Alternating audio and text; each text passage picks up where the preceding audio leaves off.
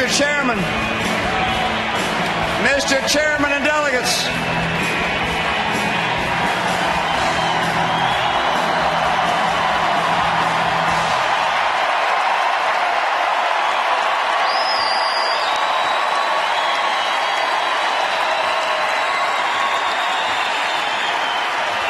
Mr. Chairman and delegates, I accept your nomination for President of the United States.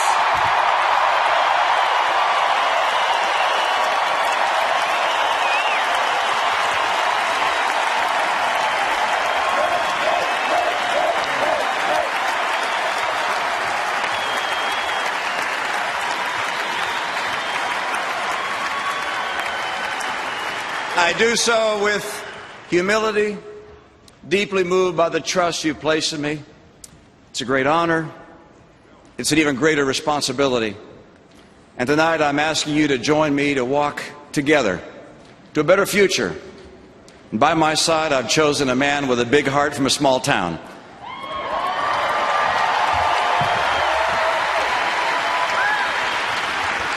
He represents the best of America, a man who will always make us very proud. My friend and America's next Vice President, Paul Ryan.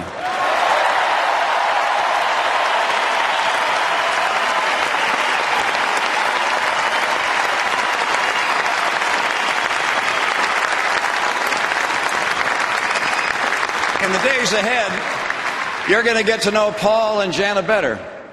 But last night, America got to see what I saw in Paul Ryan, a strong and caring leader who's down to earth and confident in the challenge this moment demands.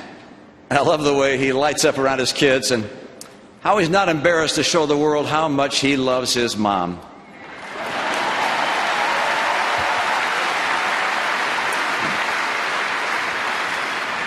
But Paul, I still like the playlist on my iPod better than yours.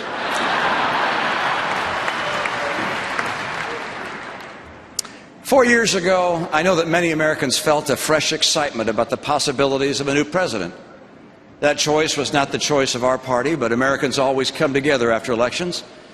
We're a good and generous people, and we're united by so much more than what divides us. When that election was over, when the yard signs came down and the television commercials finally came off the air, Americans were eager to go back to work, to live our lives the way Americans always have. Optimistic and positive and confident in the future. That very optimism is uniquely American. It's what brought us to America. We're a nation of immigrants. We're the children and grandchildren and great-grandchildren of the ones who wanted a better life. The driven ones. The ones who woke up at night hearing that voice telling them that life in the place called America could be better. They came not just in pursuit of the riches of this world, but for the richness of this life. Freedom. Freedom of religion. Freedom to speak their mind. Freedom to build a life. And yes, freedom to build a business with their own hands.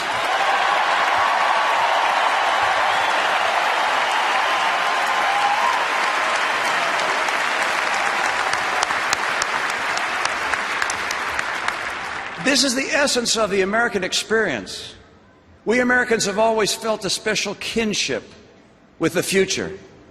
When every new wave of immigrants looked up and saw the Statue of Liberty, or knelt down and kissed the shores of freedom just 90 miles from Castro's tyranny, these new Americans surely had many questions. But none doubted that here in America they could build a better life, that in America their children would be blessed more than they. But today, 4 years from the excitement of that last election, for the first time, the majority of Americans now doubt that our children will have a better future. It's not what we were promised. Every family in America wanted this to be a time when they could get a little ahead, put aside a little more for college, do more for the elderly mom that's now living alone, or give a little more to their church or their charity. Every small business wanted these to be their best years ever, when they could hire more, do more for those who had stuck with them through the hard times, open a new store or sponsor that Little League team. Every new college graduate thought they'd have a good job by now, a place of their own. They could start paying back some of their loans and build for the future. This is when our nation was supposed to start paying down the national debt and rolling back those massive deficits. This was the hope and change America voted for. It's not just what we wanted. It's not just what we expected. It's what Americans deserved.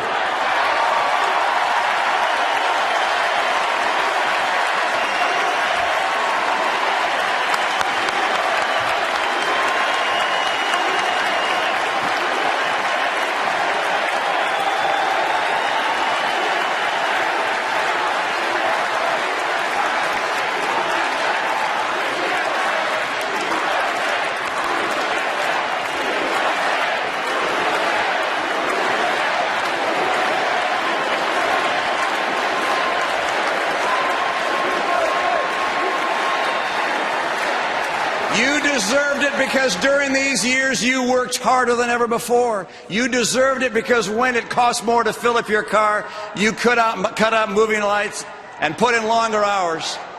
Or when you lost that job that paid $22.50 an hour with benefits, you took 2 jobs at $9 an hour.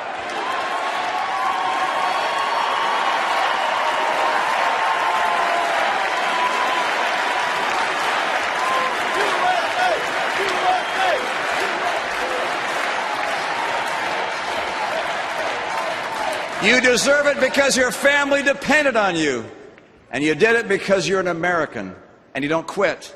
You did it because it was what you had to do. But driving home late from that second job or standing there watching the gas pump hit $50 and still going, when the realtor told you that to sell your house you'd have to take a big loss, in those moments you knew that this just wasn't right. But what could you do except work harder, do with less, try to stay optimistic, hug your kids a little longer, maybe spend a little more time praying that tomorrow would be a better day. I wish President Obama had succeeded because I want America to succeed.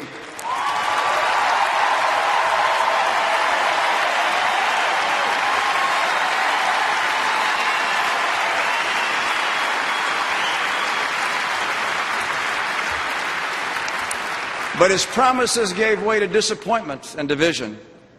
This isn't something we have to accept. Now is the moment when we can do something. And with your help, we will do something.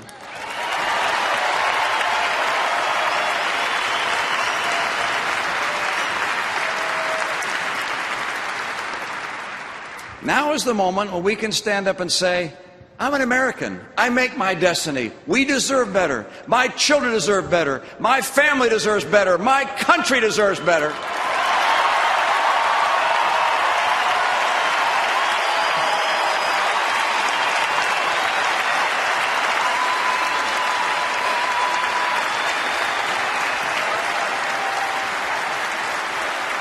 So here we stand. Americans have a choice, a decision. To make that choice, you need to know more about me and where I'd lead our country. I was born in the middle of the century, in the middle of the country, a classic baby boomer. It was a time when Americans were returning from war and eager to work. To be an American was to assume that all things were possible. When President Kennedy challenged Americans to go to the moon, the question wasn't whether we'd get there, it was only when we'd get there.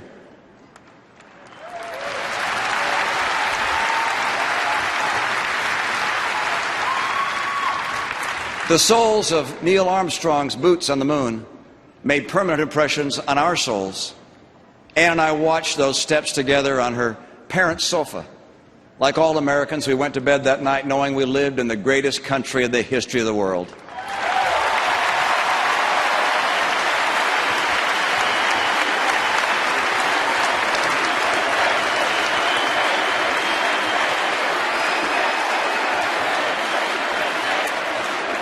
God bless Neil Armstrong.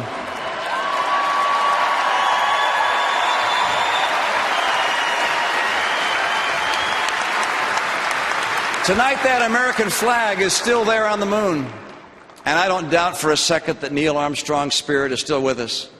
That unique blend of optimism, humility, and the utter confidence that when the world needs someone to do the really big stuff, you need an American.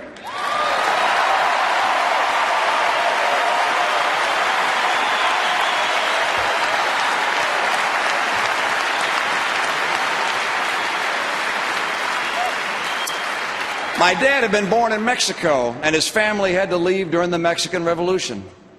I grew up with stories of his family being fed by the U.S. government as war refugees. My dad never made it through college, and he apprenticed as a lath and plaster carpenter. He had big dreams. He convinced my mom, a beautiful young actress, to give up Hollywood to marry him. They moved to Detroit. He led a great...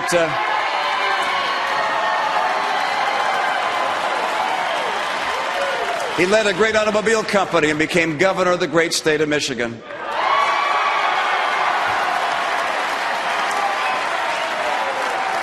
We were Mormons, and growing up in Michigan, that might have seemed unusual or out of place, but I really don't remember it that way. My friends cared more about what sports teams we followed than what church we went to. My mom and dad gave their kids the greatest gift of all, the gift of unconditional love. They cared deeply about who we would be and much less about what we would do. Unconditional love is a gift that Ann and I have tried to pass on to our sons and now to our grandchildren. All the laws and legislation in the world will never heal this world like the loving hearts and arms of mothers and fathers.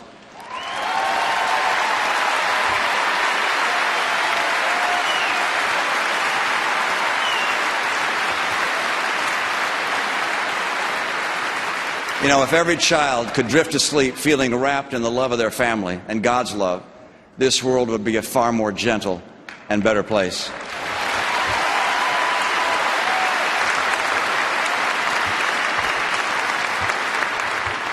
My mom and dad were married for 64 years. And if you wondered what their secret was, you could have asked the local florist. Because every day, Dad gave Mom a rose, which he put on her bedside table. That's how she found out what happened on the day my father died. She went looking for him because that morning there was no rose. My mom and dad were true partners, a life lesson that shaped me by everyday example. When my mom ran for the Senate, my dad was there for her every step of the way. I could still see her saying in her beautiful voice, "Why should women have any less say than men about the great decisions facing our nation?"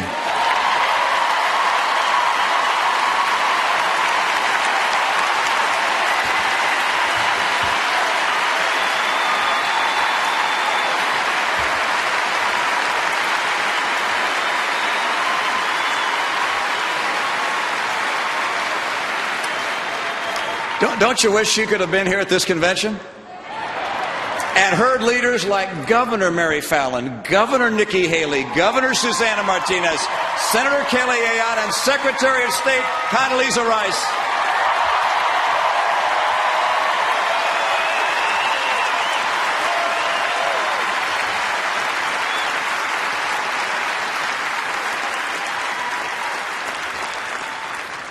As governor of Massachusetts, I chose a woman lieutenant governor, a woman chief of staff. Half of my cabinet and senior officials were women. And in business, I mentored and supported great women leaders who went on to run great companies. I grew up in Detroit in love with cars and wanted to be a car guy like my dad. But by the time I was out of school, I realized that I had to go out on my own. That if I stayed around Michigan in the same business, I'd never really know if I was getting a break because of my dad. I wanted to go someplace new and prove myself. Those weren't the easiest of days. Many long hours and weekends working, 5 young sons who seemed to have this need to reenact a different world war every night. But if you ask Ann and I what we'd give to break up just one more fight between the boys, or wake up in the morning and discover a pile of kids asleep in our room, well, every mom and dad knows the answer to that. Those days were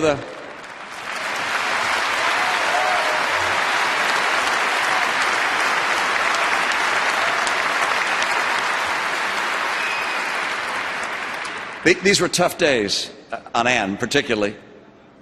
She was heroic through it all. 5 boys with our families a long way away. I had to travel a lot for my job then, and I'd call and try to offer support. But every mom knows that doesn't help get the homework done or get the kids out the door to school. And I knew that her job as a mom was harder than mine, and I knew without question that her job as a mom was a lot more important than mine.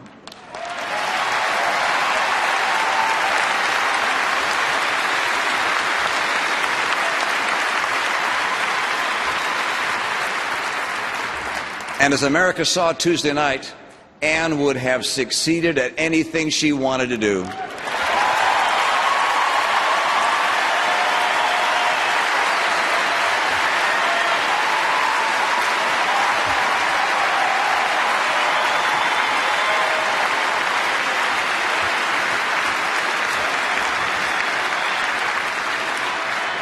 Like a lot of families in a new place with no family, we found kinship with a wide circle of friends through our church. When we were new to the community, it was welcoming, and as the years went by, it was a joy to help others who just moved into town or just joined our church. We had remarkably vibrant and diverse congregations from all walks of life, and many who were new to America. We prayed together, our kids played together, and we always stood ready to help each other out in different ways. That's how it is in America. We look to our communities, our faiths, our families for our joy, our support in good times and bad. It's both how we live our lives and why we live our lives. The strength and power and goodness of America has always been based on the strength and power and goodness of our communities, our families, and our faiths.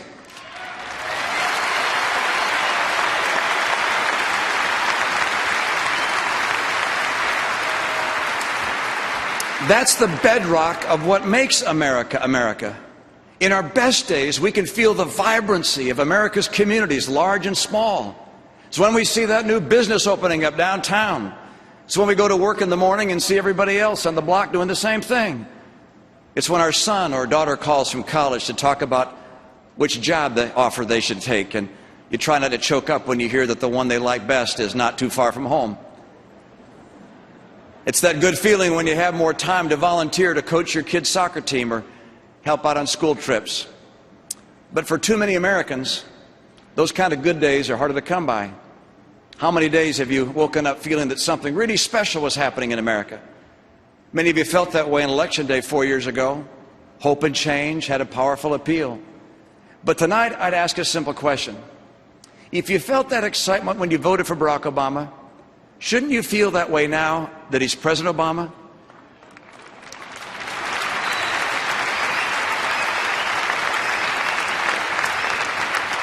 You know there's something wrong with the kind of job he's done as president when the best feeling you had was the day you voted for him.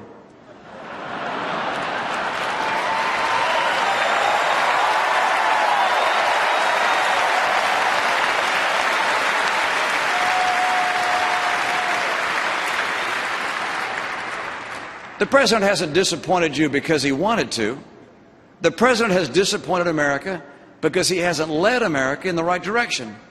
He took office without the basic qualification that most Americans have, and one that was essential to the task at hand. He had almost no experience working in a business. Jobs to him are about government.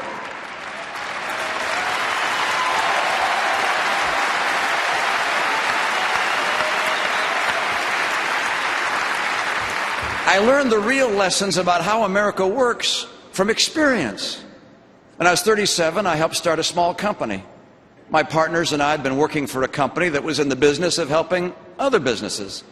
So some of us had this idea that if we really believed our advice was helping companies, we should invest in companies. We should bet on ourselves and on our advice. So we started a new business called Bain Capital. The only problem was, while we believed in ourselves, not many other people did. We were young and had never done this before, and we almost didn't get off the ground. In those days, sometimes I wondered if I'd made a really big mistake. By the way, I thought about asking my church's pension fund to invest, but I didn't. I figured it was bad enough that I might lose my investors' money, but I didn't want to go to hell, too.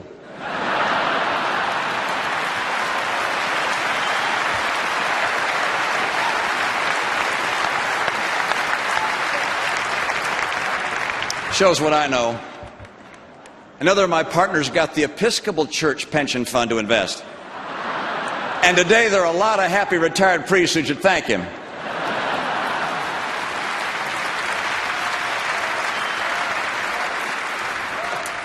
That business we started with 10 people has now grown into a great American success story. Some of the companies we helped start are names you know and you've heard from tonight. An office company called Staples, where I'm pleased to see the Obama campaign's been shopping.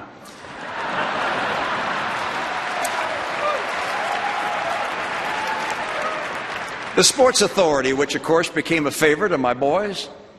We helped start an early childhood learning company called Bright Horizons that First Lady Michelle Obama rightly praised. And at a time when nobody thought we'd ever see a new steel mill built in America, we took a chance and built one in a cornfield in Indiana. Today,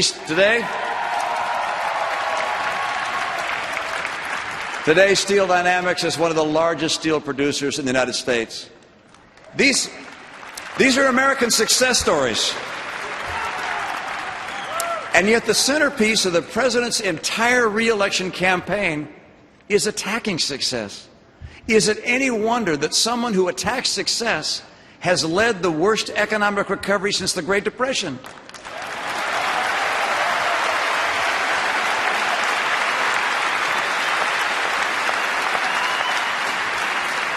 In America, we celebrate success. We don't apologize for success.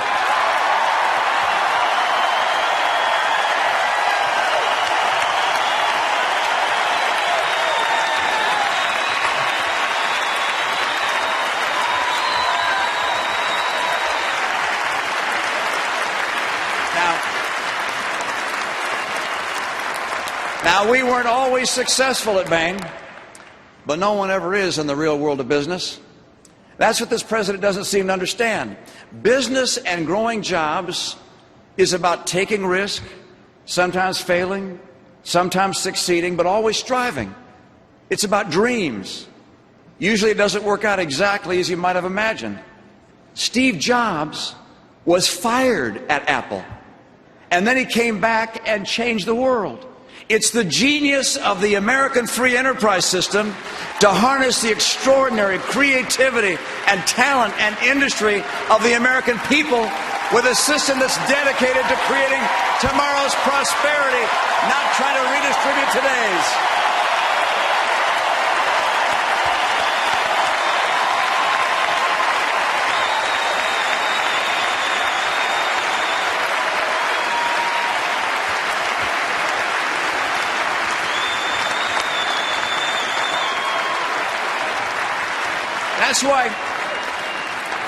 That's why every president since the Great Depression who came before the American people asking for a second term could look back at the last 4 years and say with satisfaction, you're better off than you were 4 years ago, except Jimmy Carter, and except this president.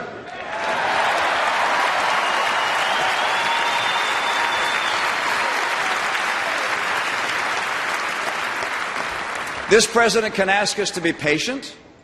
This president can tell us it was someone else's fault. This president can tell us that the next 4 years he'll get it right. But this president cannot tell us that you're better off today than when he took office.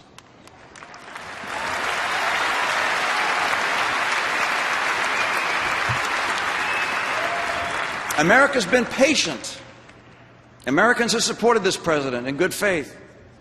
But today the time has come to turn the page. Today the time has come for us to put the disappointments of the last 4 years behind us, to put aside the divisiveness and the recriminations, to forget about what might have been and to look ahead to what can be. Now is a time to restore the promise of America.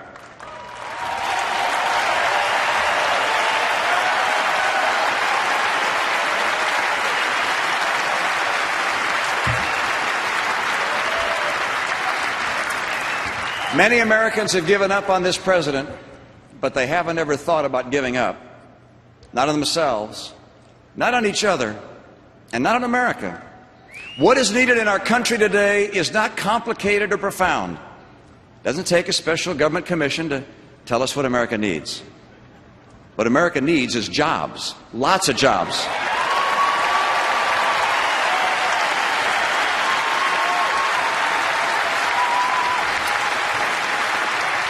In the richest country in the history of the world, this Obama economy has crushed the middle class. Family income has fallen by $4,000, but health insurance premiums are higher, food prices are higher, utility bills are higher, and gasoline prices, they've doubled. Today, more Americans wake up in poverty than ever before. Nearly 1 out of 6 Americans is living in poverty. Look around you. These aren't strangers. These are our brothers and sisters, our fellow Americans. His policies have not helped create jobs. They've depressed them. And this I can tell you about where President Obama would take America. His plan to raise taxes on small business won't add jobs. It would eliminate them.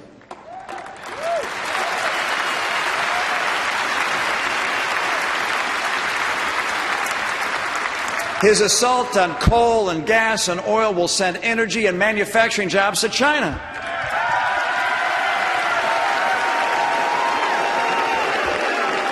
His trillion-dollar cuts to our military will eliminate hundreds of thousands of jobs and also put our security at greater risk. His $716 billion cut to Medicare to finance Obamacare will both hurt today's seniors and depress innovation and jobs in medicine. And his trillion-dollar deficits, they slow our economy, restrain employment, and cause wages to stall.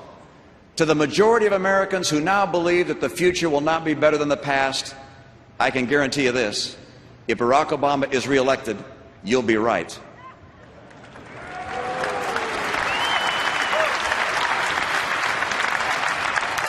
I'm running for president to help create a better future. A future where everyone who wants a job can find a job. Where no senior fears for the security of their retirement. An America where every parent knows that their child will get an education that leads them to a good job and a bright horizon.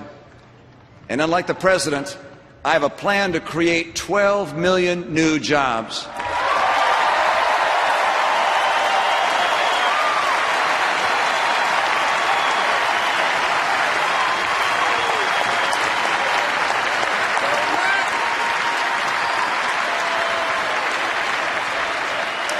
Paul Ryan and I have 5 steps.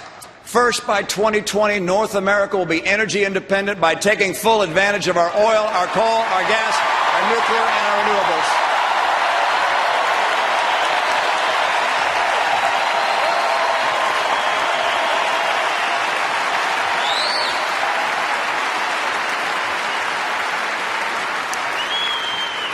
Second, we'll give our fellow citizens the skills they need for the jobs of today and the careers of tomorrow.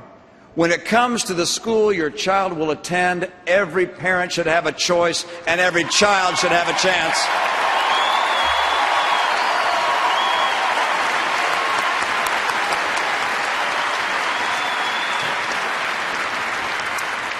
Third, we'll make trade work for America by forging new trade agreements. And when nations cheat in trade, there will be unmistakable consequences.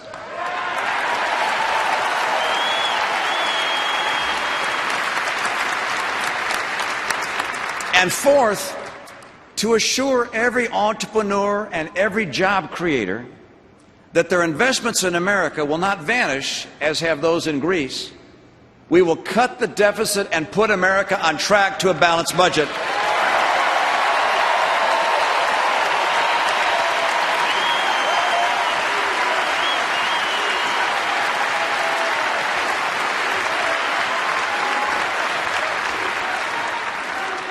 And fifth, we will champion small businesses, America's engine of job growth. That means reducing taxes on business, not raising them.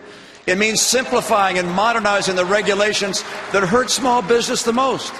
And it means that we must rein in the skyrocketing cost of health care by repealing and replacing Obamacare.